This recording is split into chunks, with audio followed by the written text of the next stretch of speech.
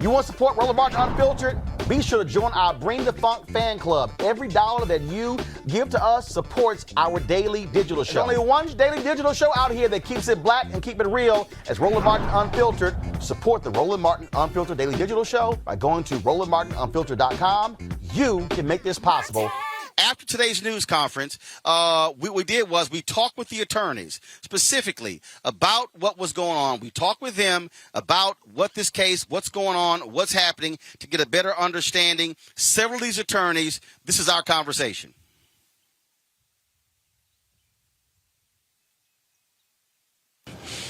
Folks, the thing that still just is stuck out on me, I cannot recall all the cases I've covered. Virtually no comment from a DA, county commissioners, sheriff, no release of information, nothing from the communications people, nothing. Is this a shock to you? No, it's not a shock. To my understanding, the district attorney is running for a Superior Court judge.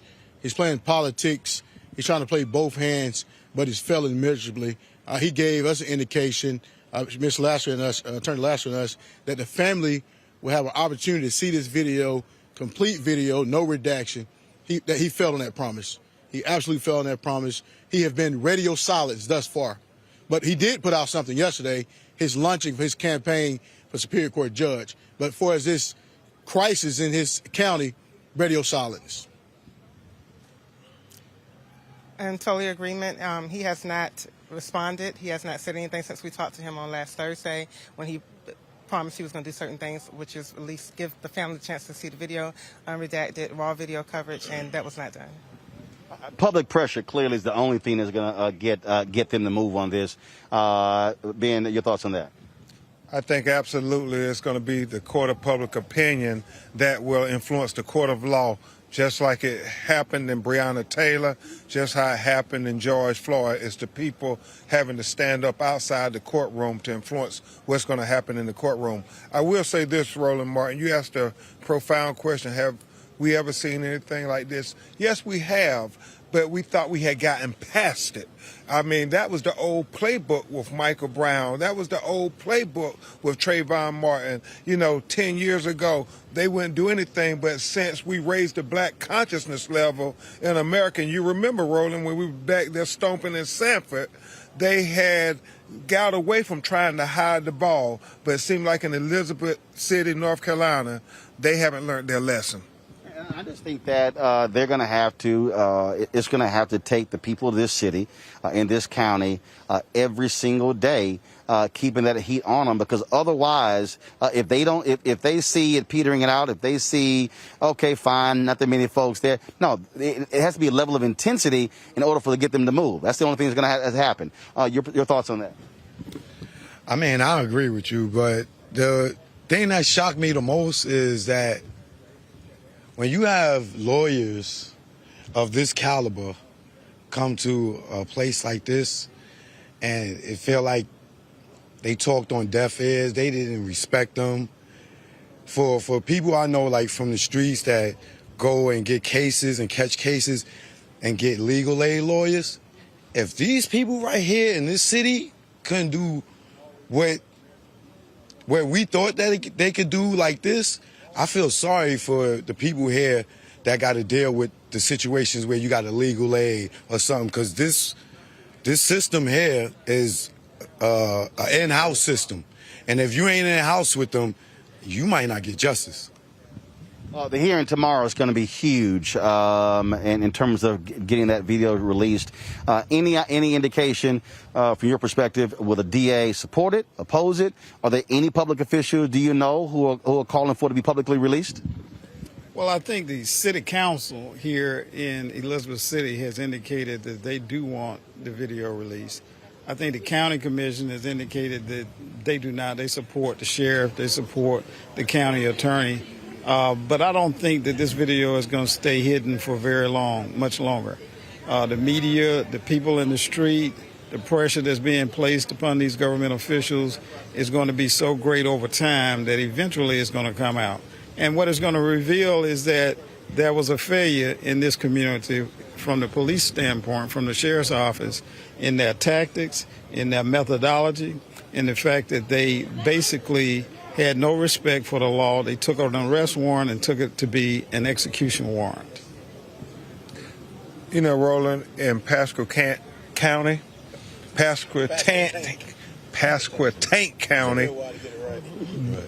they are different from the leadership in the city. Elizabeth City is the majority population of the county, and they're controlled by brothers and sisters. They have went on record to vote unanimously to say release the video, but it's the county DA, the county sheriff, the district attorney, people who don't accurately, I guess, represent the interests of our community, saying, no, we won't release the video. And so we have to show them that we will not be marginalized, because they're used to marginalizing black people in this county. But don't you have two black county commissioners? Where are they? It's the division here for the government. The city, if you look at the police force for the city, have one white command staff, rest of the officers black. The county have one black, and rest of the command is white. It's complete division here in this city, and you are seeing it at its face. The city is saying release the tape. The county is saying no, we're not going to release the tape. And the question about the district attorney, he is going to oppose it. He is going to oppose it, but you need to listen carefully. Why? What is his opposition? If he's opposing it for an arrest, where's the damn arrest at? Where's the damn arrest at? So. All right, then. Well, look, we're certainly going to stay on top of it, and we'll see what happens in tomorrow's court hearing. I'm sure that's not going to be the end of it, and so we'll stay on top. Thank you. I appreciate it. Thanks a lot. All right, folks, in a moment, we're going to show you my interview with the head of the North Carolina State Conference of the NAACP, as well as the brother who actually owns this home, who knew and who's known Andrew Brown for a number of years. Right now, though, I want to bring in my panel to talk to them about this. Let's go to Ben Dixon. He is host of the Benjamin Dixon Show podcast, Killer Bethea, communication strategist, and also Mustafa Santiago Ali, PhD, former senior advisor for the Environmental Justice EPA. Benjamin, I want to start with you. The lack of answers, the lack of understanding. Literally, we do not know if there's an investigation. We don't know who's leading the investigation. We don't know who they're talking to. We have not had a public statement from the DA. We have not had his communications folks come out and say anything to anybody about what's going on. And so you had yesterday showing of the video, 20 seconds. All right. We're talking about being right here where that's a city camera. And then again, we've had to request that particular video, which is not under the jurisdiction of the sheriffs as well. And it is as if there's this constant or this mode or a cone of silence in Elizabeth City and in this county that's simply baffling to people living here and across the country. Yeah.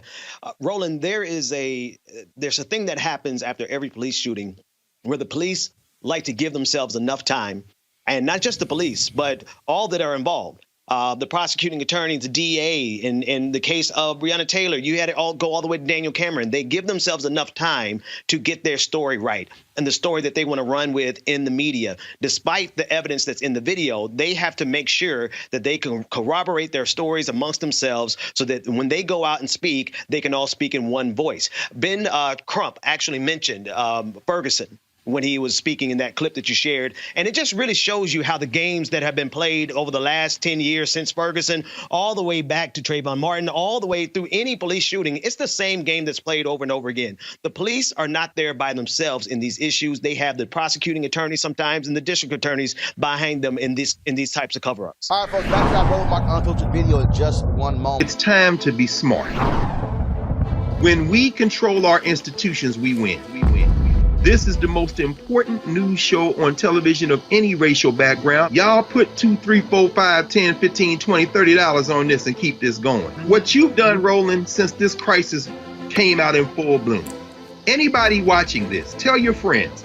Go back and look at the last 2 weeks, especially of Roland Martin Unfiltered. I mean, hell, go back and look at the last 2 days. You've had sitting United States senators today, Klobuchar and Harris. Whatever you have, you can bring to Roland Martin Unfiltered to support it, please do, because this information may literally save your life. Watch Roland Martin Unfiltered daily at 6 p.m. Eastern on YouTube, Facebook, or Periscope, or go to RolandMartinUnfiltered.com. Support the Roland Martin Unfiltered Daily Digital Show by going to RolandMartinUnfiltered.com. Our goal is to get 20,000 of our fans contributing $50 each for the whole year. You can make this possible. RolandMartinUnfiltered.com.